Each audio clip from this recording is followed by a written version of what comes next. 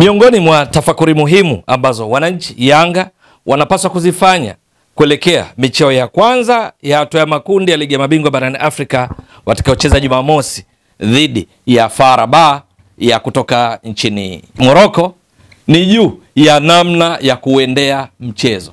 Ndio hawa kwa kuangalia kile walichokifanya msimu uliopita katika ligi ya mabingwa ambapo pia walikuwa kwenye kundi B, namna walivyokuwa wakiziendea mechi zao, basi bila shaka Yanga watapata kitu cha namna ya kucheza dhidi yao na mwisho wa siku kupata matokeo mazuri yatakayowapa furaha wana Yanga, yatakayowapa furaha wa Tanzania katika mchezo huo utakaochezwa kwenye uwanja wa New Amani Complex pale visiwani Zanzibar. Ikumbukwe FAR Rabat msimu uliopita katika ligi ya mabingwa barani Afrika walikuwa na tiketi kutoka katika taifa lao la Morocco wakiwa kama mabingwa wa ligi kuu ya Morocco msimu 2023-2024. Lakini sasa wanashiriki michuano hiyo ligi ya mabingwa barani Afrika wakiwa wamepata tiketi kwa kuwa katika nafasi ya pili kwenye msimu uliopita wa ligi kuu ya Morocco, mabingwa wakiwa ni RS Berkane. Lakini namna walivyocheza katika mechi zao za hatua ya makundi msimu uliopita kwenye kundi B, walikokuwa na Mamelodi Sundowns ya Afrika Kusini, walikuwa pia AS Maniema ya kutoka Jamhuri ya Kidemokrasia ya Kongo, na wengine ni wenzao kutoka Morocco ambao ni Raja Casablanca. Mpaka hatua ya makundi inakamilika, wao wakiwa miongoni mwa timu zilizofuzu kwa hatua robo finali, waliongoza kwenye kundi lao hili la B, wao wakiwa vinara kwa maana ya FAR Rabat, namba 2 wakiwa Mamelodi, namba 3 Raja. Waliomaliza mkiani walikuwa ni AS Maniema. Kwa nini waliongoza kundi? Ni kwa sababu walimaliza katika mechi 6 za hatua ya makundi wakiwa na pointi 10, lakini vile vile mabao wakifunga mabao 8 wakiruhusu mabao 4. Mamelodi Sundowns walishika nafasi ya pili, wao wakiwa na pointi 9, mabao wakiwa na 5, wameruhusu 4. Kwa hiyo unaweza kaona namna gani ambavyo walimaliza kwenye kundi lao wakiwa imara sana. Raja Casablanca walioshika nafasi ya 3 walikuwa na pointi 8. Sasa nini walikifanya? FAR Rabat kile walichokifanya katika msimu uliopita ligi ya mabingwa barani Afrika kwenye hatua ya makundi, ambayo mwisho wa siku kama nilivyotoka kuonyesha walikwenda hatua ya robo finali ambapo walikutana na Pyramids ya kina Fiston Kalala Mayele. Mechi ya kwanza kwao kule Morocco walishinda 2-0. Lakini mechi ya marudiano nchini Misri wakafungwa 4-1, na hivyo Pyramids wakasonga mbele kwa hatua ya nusu finali, tunakumbuka vizuri, ambako walicheza dhidi ya Orlando Pirates na mwishowe wakawatoa Orlando wakaenda finali wakacheza dhidi ya Mamelodi Sundowns, wakawa mabingwa hawa Pyramids ya kina Fiston Kalala Mayele. Lakini FAR Rabat kwenye hatua yao ya makundi walipataje pointi 10? Ni kwa sababu walikuwa wakicheza kijanja sana kwenye mechi zao. Yaani vile wanavyocheza katika ligi kuu ya Morocco, katika ligi ya mabingwa na hususan hatua ya makundi ni tunaweza kusema ni tofauti. Wakiwa kwenye ligi ya mabingwa hatua ya makundi, FAR Rabat ili kupata matokeo wanapocheza na timu ambayo wanajiona kana kwamba ama wanalingana au wamezidiwa nao kwenye wasifu, kwenye makaratasi, yani kama walivyocheza dhidi ya Mamelodi Sundowns ambao kwenye kundi lao ndio waliokuwa wametoka katika poti 1 huku wao wakiwa wametoka katika poti 2, walioheshimu sana wakacheza kijanja. Na hata pale walipocheza dhidi ya Raja Casablanca ya Morocco, wenzao walicheza kijanja sana. Matokeo yake mechi 6 za hatua ya makundi walishinda mechi 2, halafu wakatoa sare mechi 4. Hawakupoteza mchezo wowote, na ndio maana wakaongoza kundi wakiwa na pointi 6 ongeza 4 wakawa na pointi 10. Walipocheza dhidi ya Raja Casablanca kwa mfano, kwao wa mechi iliisha kwa sare ya bao 1-1, lakini walipokwenda kucheza ugenini wakashinda 2-0. Ni kwa vipi walikuwa wakicheza kimkakati? Kwa mfano ni pale walipocheza dhidi ya Raja Casablanca, ni kwamba walianza kucheza ugenini. Ugenini kwa maana nyumbani kwa Raja. Walipoenda kucheza kwa Raja, walichofanya waliwaachia Raja wamiliki zaidi mpira, wao wakawakizuia zaidi. Katika mfumo wao kwenye kucheza ilionekana wameanza na walinzi 4, viungo ili ukabaji, 3 ushambuliaji, mshambuliaji kinara 1. Lakini kwenye kucheza haikuwa hivyo, kwa sababu kwa wastani tunasema average position walikuwa kwenye kujipanga. Baada ya golikipa kulikuwa na wachezaji 8 wote wakiwa katika eneo lao, halafu mbele kulikuwa na watu 2 tu. Bas kwa wastani ilikuwa hivyo. Na katika baadhi ya nyakati mbele kulikuwa na mtu mmoja, huyu mwingine wa pili alikuwa katikati ya mstari wa uwanja, alafu wanane wako nyuma kwa wastani katika dakika zote 90 za mchezo. Ni katika mechi ambayo Raja wakiwa nyumbani walimiliki mpira kwa 60%, wakati wao FAR Rabat walimiliki kwa 40%. Ndio. Lakini nini kilichotokea? Ni kwamba FAR Rabat wakashinda mabao 2-0. Walicheza kijanja sana. Kwenye mechi ya marudiano ulitarajia kuona baada ya FAR Rabat kupata ushindi wa 2-0 ugenini nyumbani kwa Raja, basi wakiwa nyumbani kwao wataupiga mwingi zaidi. La hasha. Waliporudi nyumbani kwao, mechi nzima walichofanya waliongeza tu umiliki wa mpira, wakamiliki kwa 51%, halafu Raja 49%. Mechi nzima mashuti ya kulenga shabaha wao walipiga 3 na Raja walipiga 3. Mabao ikawaje? Matokeo ikaisha 1-1. Yani walikuwa wanacheza kimkakati, ambapo lengo namba 1 ni kutopoteza mchezo. Yani ikibidi basi waambulie pointi 1 lakini kutofungwa, na ndicho kilichotokea. Mechi 6 walishinda 2 tu, halafu nyingine zote sare. Mechi dhidi ya Mamelodi Sundowns kwa mfano, nini walichokifanya? Mechi ya kwanza wakiwa kwao dhidi ya Mamelodi Sundowns iliisha kwa sare ya 1-1, ambayo wao FAR Rabat wakiwa nyumbani umiliki wa mpira ulikuwa ni 40%, alafu Mamelodi wakiwa ugenini nyumbani kwa FAR Rabat wakamiliki kwa 60%. Ni mechi ambayo dakika 90 ilikuwaje?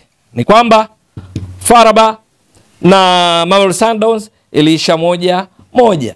Mechi ya marudiano kule Afrika Kusini, nini kilitokea pia? Iliisha 1-1 katika mechi ambayo Mamelodi walimiliki mpira kwa 69%, FAR Rabat walimiliki mpira kwa 31% kwa dakika zote 90 za mchezo, lakini iliisha 1-1. Kilichotokea tu ni kwamba katika mechi hii walipigiwa mashuti 5, wao walipiga shuti 1 tu katika dakika ya 83. Alipiga Amin Zuzwa, lilenga lango, na ndio goli lao ikaisha 1-1 kwa sababu walishatangulia kufungwa na bao la dakika 15 za kwanza lilowekwa wavuni na Peter Shalulile wa Mamelodi Sundowns. Ni katika mechi ambayo mwisho wa siku licha shots on target kuwa 5-1 lakini iliisha kwa sare ya 1-1. Huu ni mfano mwingine wa namna walivyokuwa wakicheza kijanja. Cheza yao kwa wastani karibu katika kila mechi waliocheza dhidi ya Mamelodi Sundowns. Mechi dhidi ya Raja Casablanca walikuwa mbele wanaacha watu 2, nyuma watu 8. Katika nyakati chache walau kidogo unakuta mmoja mbele, huyu mwingine katika 2 anakuwa katikati ya mstari wa uwanja, wengine wote wako nyuma. Lakini katika baadhi ya nyakati walikuwa mbele wana mtu mmoja, katikati ya mstari wa uwanja kuna watu 2, akiwemo nani? Akiwemo Yusuf El Fahli nambari 7, kiungo ushambuliaji kutokea kulia. Lakini katika mechi zote 4 dhidi ya Mamelodi, dhidi ya Raja, walihakikisha kwamba wanazuia hawapotezi mchezo na sana wakipata fursa wanashinda, na ndicho kilichotokea katika mechi mojawapo dhidi ya Raja, walishinda 2-0. Lakini katika mechi dhidi ya AS Maniema kidogo walibadilika. Ndio, kwa sababu walikuwa wanakuwa na wachezaji 4 kwa wastani mbele katikati ya mstari wa uwanja, wengine wakiwa nyuma. Yani hao 4 ndio kwa wastani wanakuwa mbele, 6 wakiwa nyuma ya mstari wakati wa uwanja, wakiwa walau wanapishana, wakiwa wanamiliki zaidi mpira. Lakini sio mechi walizocheza dhidi ya Mamelodi, mechi walizocheza dhidi ya Raja Casablanca wakawa hawakupoteza mchezo. Lakini walipokuja kucheza dhidi ya Pyramids, ndipo hapo wakadhihirisha pia udhaifu wao, kwamba katika mchezo dhidi ya Pyramids wakicheza nyumbani walipata ushindi safi wa mabao 2-0 dhidi ya Pyramids katika robo finali ya kwanza. Hapa wanacheza dhidi ya Pyramids, hawa ni FAR Rabat wakicheza katika mchezo wa kwanza wa robo finali. Ni mechi ambayo wao walimiliki zaidi mpira, ni mechi ambayo walishambulia zaidi, ni mechi ambayo hawakuwa wakikaa nyuma kwa kiasi kikubwa, badala yake walikuwa wakifunguka, wakashinda 2-0. Sasa kwenye mechi ya marudiano Pyramids ya kina Fisto Kalala Mayele wakawa wanaichezea FAR Rabat kimtego zaidi, kwamba ingawa wako nyumbani wakiwa nyuma 2-0, matarajio ni kwamba Pyramids wawe kwa kiasi kikubwa wanashambulia na kufunguka kwa wingi. Nini kilichotokea katika mechi ya marudiano? Pyramids wakiwa nyumbani hawakumiliki mpira kivile, kwa sababu walimiliki mpira kwa 43. Yani wao kwa nyumbani Pyramids wakijua kwamba FAR Rabat wataingia kwenye mtego wao kama walivyoonyesha katika mechi ya kwanza walioshinda 2-0 kwamba wa dominate mchezo, ndivyo walivyofanya Pyramids, wakawaachia wao wamiliki mpira kwa 57%. Wao Pyramids wakamiliki kwa 43% tu. Lakini nini kilichotokea? Mpaka mwisho wa mchezo, mashuti ya kulenga shabaha, Pyramids walipiga mashuti 6, ilhali wao Farabat wakipiga mashuti 2 tu ya kulenga shabaha mechi nzima. Na nini kilichotokea?